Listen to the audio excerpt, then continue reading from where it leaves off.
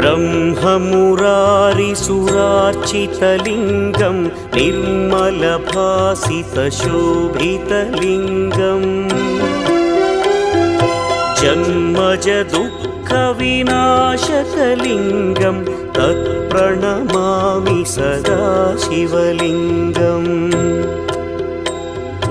देवमुनिप्रवरार्चितलिङ्गं कामदहन करुणाकरलिङ्गम् रावणदर्पविनाशकलिङ्गं तत्प्रणमामि सदा शिवलिङ्गम्